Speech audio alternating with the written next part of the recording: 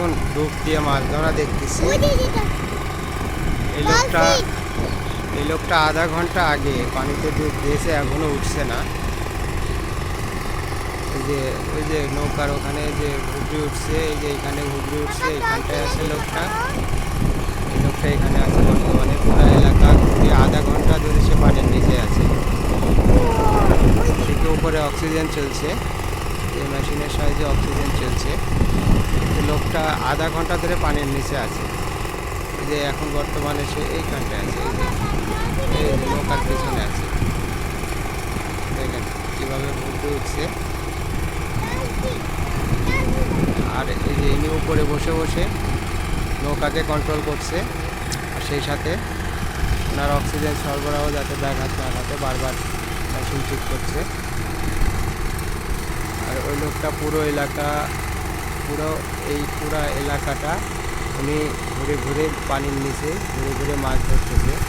সাথে একটা ব্যাগ নিয়ে গেছে, দেখা যাক কী মাছ নিয়ে আসে। আর বর্তমানে উনি এই জায়গায় আছে। এই যে এই জায়গাটা ঘুরে উঠছে, এই জায়গাটায় আছে। দেখা যাক উনি কতক্ষণে উঠে। আধা ঘন্টা হয়ে গেছে উনি পানির নিচে ডুব দিয়ে আছে, এখন পর্যন্ত উঠছে না।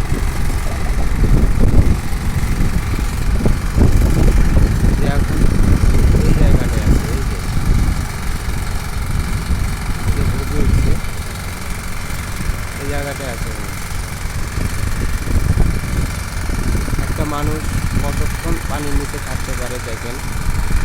আধা ঘন্টা পার হয়ে গেল, প্রায় 35-36 মিনিট উনি একটানা পানির নিচে ডুব দিয়ে আছে। দেখে উনি কতক্ষণ ওঠে।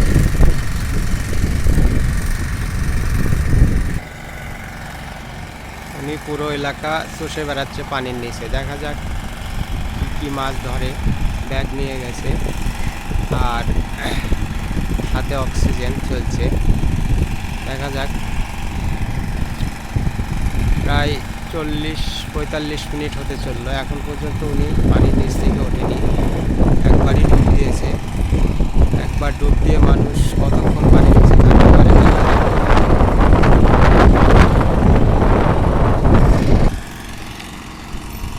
দেখেন আস্তে আস্তে উনি দূরে চলে যাচ্ছে, নৌকাটাও দূরে চলে যাচ্ছে। আমরা দেখছি উনি কতক্ষণ পরে পানি থেকে উঠে। প্রায় 1 ঘন্টা হতে চললো উনি ডুব দিয়ে আছে পানির মধ্যে। আমরা নদীতে সামান্য নামতে ভয় পাই, আর উনি পুরো এলাকা এভাবে চষে বেড়াচ্ছে পানির নিচে। আশেপাশে ডলফিনগুলাও আসছে, উনি পানির নিচে মাছ ধরে বেড়াচ্ছে। দেখা যাক কতক্ষণে ওঠে। নৌকার উপরে একজন বসে আছেন, উনি নৌকাটাকে কন্ট্রোল করছে। সেই সাথে ওনার অক্সিজেনের যে পাইপটা উনি একবার ছাড়ছেন, যখন দূরে যাচ্ছে তখন ছেড়ে দিচ্ছে, আবার যখন কাছে আসছে তখন নৌকার কাছাকাছি আসছে তখন আবার গুছিয়ে নিচ্ছে। এভাবে 1 ঘন্টা অতিক্রম করলো, উনি পানির মধ্যে আছে। দেখা যাক কতক্ষণে উনি উঠে। ওই যে অক্সিজেনের পাইপটা দেখছেন উনি ওনার হাতে, ওই যে অক্সিজেনের পাইপটা উনি একবার ছাড়ছে আর একবার গুছাচ্ছেন। যখন কাছে আসছেন তখন গুছাচ্ছেন, আর যখন দূরে যাচ্ছে তখন ছেড়ে দিচ্ছে। এভাবে 1 ঘন্টা ধরে চলছে। দেখা যাক উনি কতক্ষণ পরে উঠে এবং উনি কী মাছ নিয়ে আসে সেটা আমরা দেখব। এই জন্য আমরা অপেক্ষায় আছি। রাজশাহী পদ্মা নদী, রাজশাহী টিবাদ এলাকা। দেখুন কত বড় বিশাল নদী। এই নদীতে আমরা সামান্য নামতেই ভয় পাই। আর উনি দেখেন পানির নিচে 1 ঘন্টা পার হয়ে গেল। 1 ঘন্টা পার হয়ে গেল, উনি এখনও পানির নিচে ডুব দিয়েছে আর উঠছে না। অলরেডি অক্সিজেন মাস্ক দিয়ে পুরো এলাকা চষে বেড়াচ্ছে পানির নিচে। আমরা দেখতে পাচ্ছি উনি যখন যেখানে যাচ্ছে ঘুগরি উঠছে পানিতে। আমরা বুঝতে পারছি উনি কোথায় আছেন। দেখা যাক উনি কতক্ষণে পানি থেকে ওঠেন।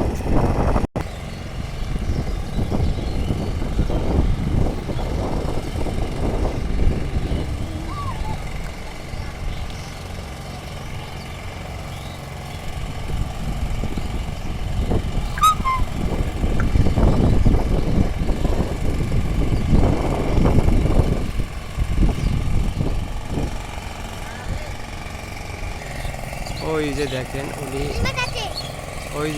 উনি ওখানে উঠছে, ওখানে যে উঠছে ওই যে দেখা যাচ্ছে কচুরিপানার পেছনে ওনার অক্সিজেন মাছ। তখন দেখি উনি কি মাছ ধরে আনছেন। 1 ঘন্টা 20 মিনিট যাবৎ উনি পানি এসেছিলেন। এই যে ওনার নৌকা, এই যে অক্সিজেনের পাইপ দেখা যাচ্ছে।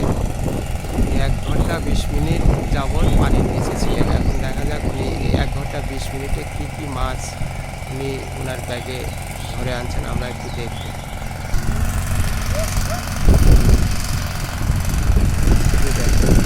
ওনার কত বড় একটা চেন তলায় দিয়ে নেমেছিলেন যাতে ওটা যাতে পানিতে ভেসে না ওঠে। দেখি উনি কী মাছ ব্যাগ ব্যাগে কী মাছ।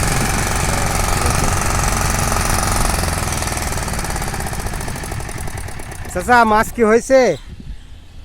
ও চাচা মাছ কি পাইলেন? একটু দেখানো যাবে কি মাছ পাইলেন?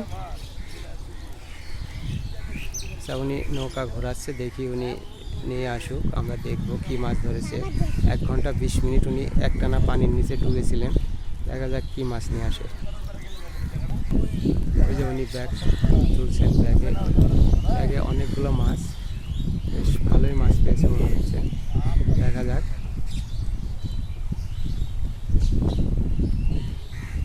আচ্ছা, বড় মাছ আছে নাকি? খালি জাল মাছ দেখানো যাবে না? চাচা জাল মাছ ধরেছে। জাল মাছ বলতে রাজশাহীতে জাল মাছ বলে ওটাকে, কিন্তু ওটা আসলে মূলত চিংড়ি মাছ। এখন দেখি উনি কতগুলো চিংড়ি মাছ ধরেছে। ব্যাগ তো অনেক মোটা মনে হলো, ভারী মনে হলো, নিশ্চয়ই অনেকগুলো চিংড়ি মাছ ধরেছে। আমরা দেখার চেষ্টা করছি, দেখি উনি দেখাতে পারে কিনা কী মাছ ধরে আনছে। 1 ঘন্টা 20 মিনিট পানির নিচে ডুবিয়েছিল একটানা।